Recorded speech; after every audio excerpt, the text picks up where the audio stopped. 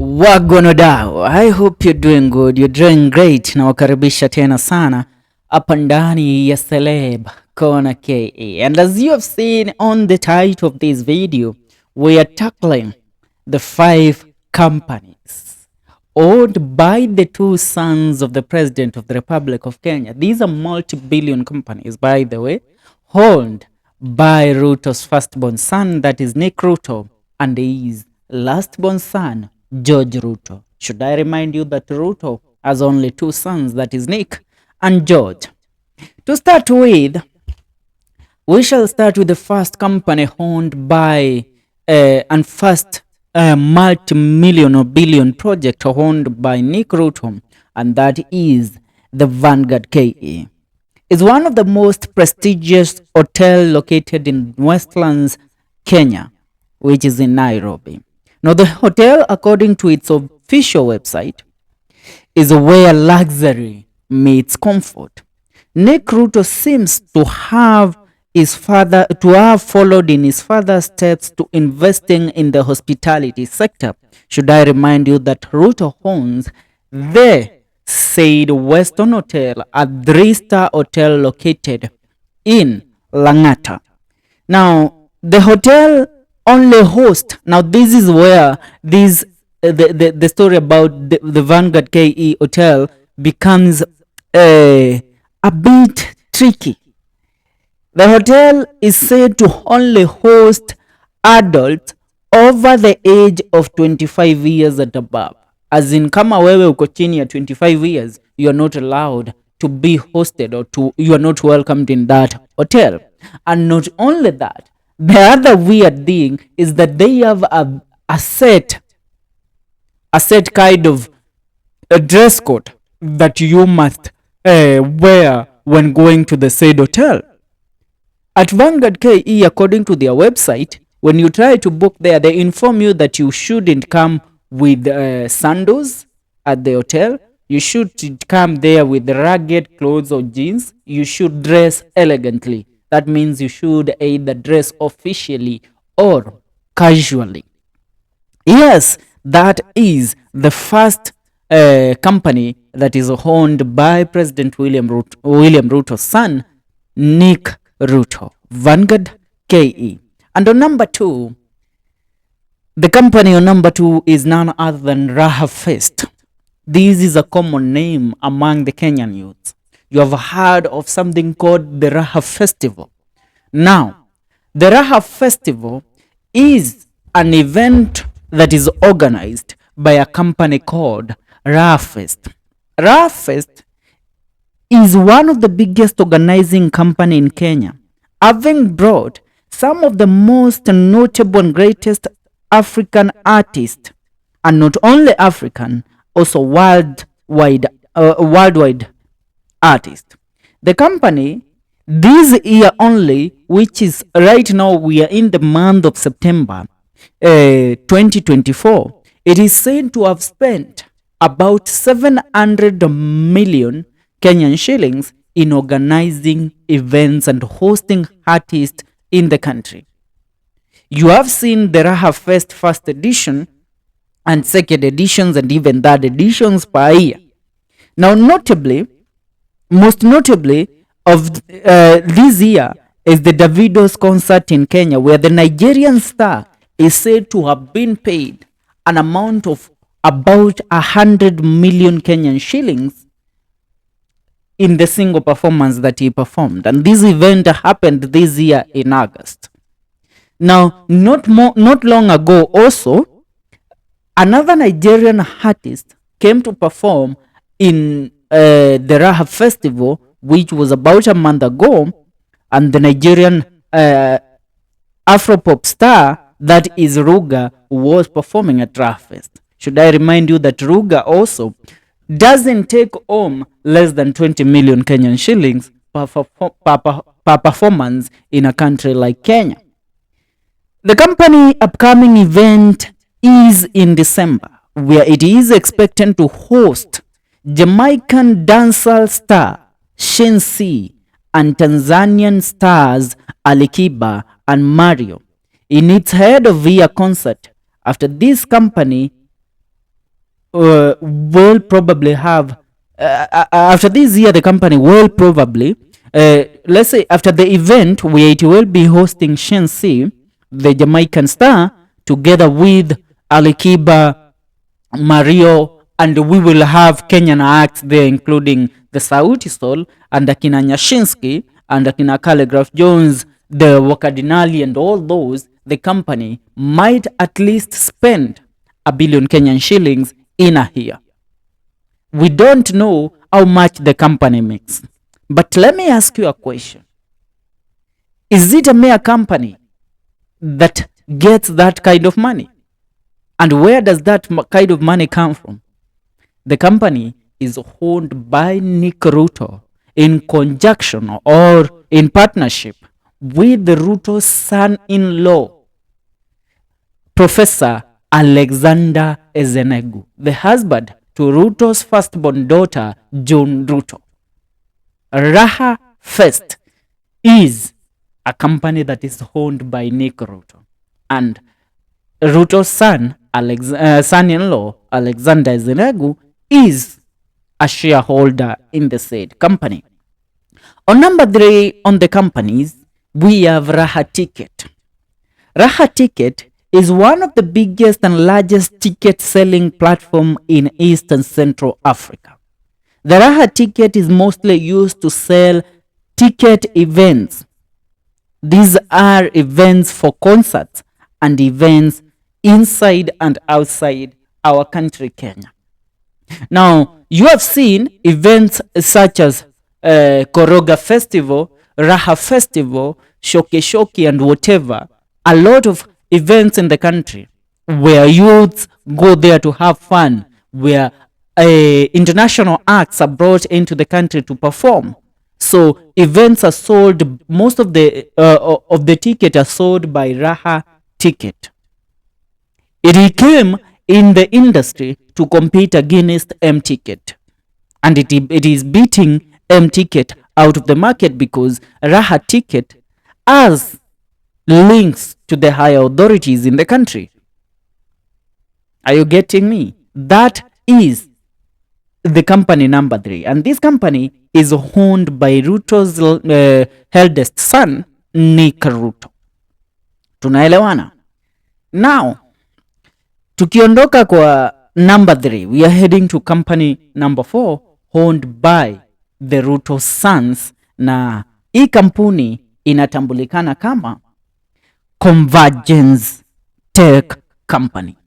The Convergence Tech Company, it came to be known to the people of the Republic of Kenya just a few weeks ago after the Adani deal was made public and the whistleblowers like Nelson Amenya went ahead to blow the whistle in regards to the deals that were happening under the carpet in the country.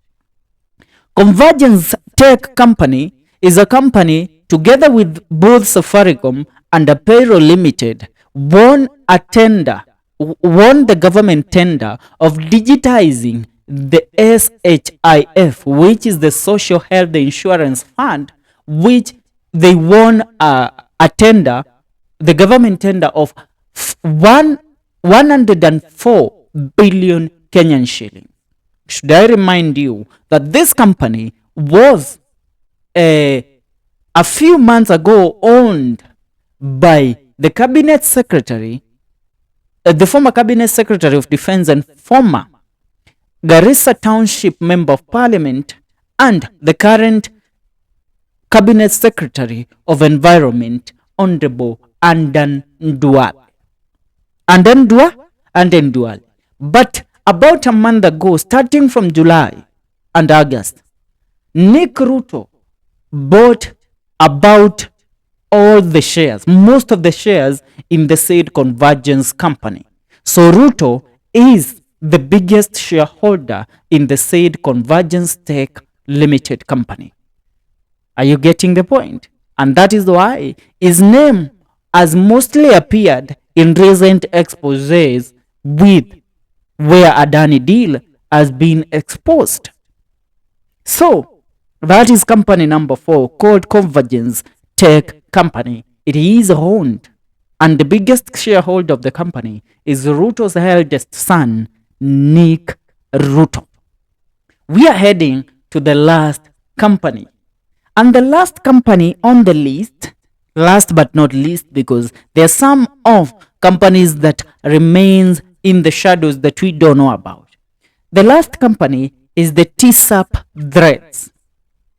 Tsup Threads has been one of the most fastest growing companies in the country.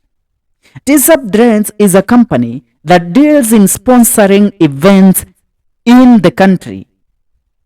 Events such as Korom Festival, the Summer Tides Diani, the Shoke Festival, and the Raha Festival, which is mostly organized by Nick's company, which is the Raha Fest company.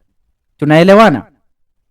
This company does not only deal in sponsoring events, because you can't sponsor events if you don't have what? You don't have the capital to sponsor events. So to shadow the operations and how money is channeled into this company, the company also deals in selling clothes.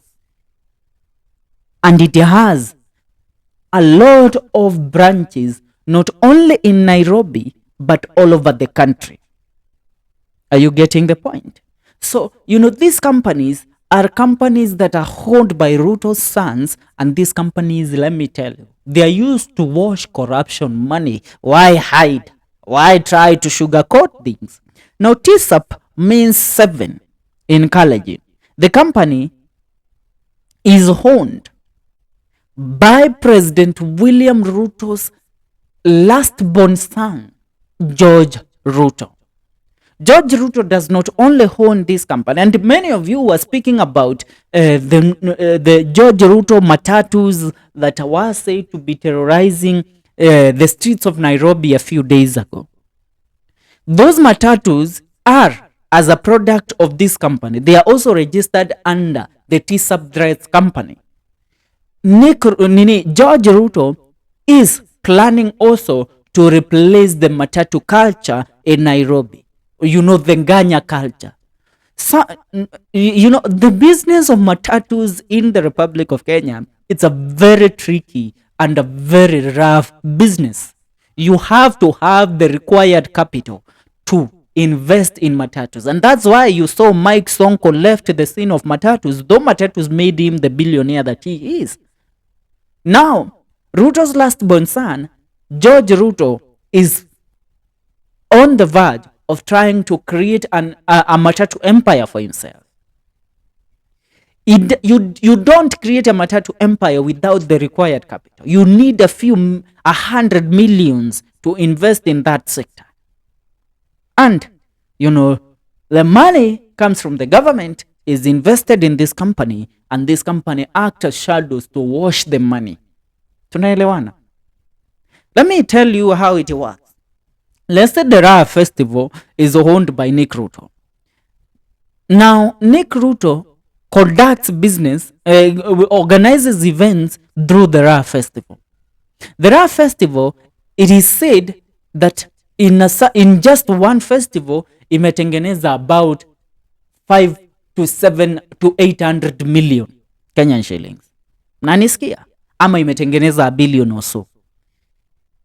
Then the company, kwa sababu inatumika as a front to do whatever, money amounting to billions, 3 or 5 or 10 billions is channeled to the said company. Now the company will front that amount of money and say, easy tuna bank in the name of this company because we had this event ambayo imetutengenezea hii pesa. So even if the Kenya Revenue Authority comes to check on how these people, or the EAC, the Ethics and Corruption Commission comes to try and follow the money, to try and establish how this money was created, these people have a cover story that we as this company have conducted several concerts in the country this year, and every concert brought to us about 700 to 900 million Kenyan shillings. So why ask us a question? And we are investors and we are making money through the businesses that we are conducting. Tunaelewana? That's how it works. And it seems Nick began the companies. But now George has been brought in. Remember, George is the last born. So he has been brought in recently, and he has bought into the said culture, and he has started becoming one of the biggest investors in the said social and whatever thing that they do. Unajua hizi kampuni, they try to sell entertainment to the people of the Republic of Kenya. Kujibamba. Tunaelewana? Yes, and that's what's up. Those are the 5 companies. Hi, niambieni which other companies have been time mentioned. Kama mnazijua, achieni maneno yenu pale kwenye comment section. And let me tell you, these sons of Ruto, they are not involved directly with the family businesses. Kwa sababu, if you look at other Ruto's companies, kampuni ambazo zinahoniwa na your president, ajaweka watoto wake wengine. Mwenye amewekwa kwa hizo kampuni, it's only the daughter, that is Charlene Chelagat Ruto. Nakamilishia video hapo na kukumbusha tu popote ulipo, usibanduke kabla ya kusubscribe. Na kama story imekubamba, fanya kama wewe. Subscribe, like, comment, and share. And thank you for always supporting what we do here on Celeb Corner KE.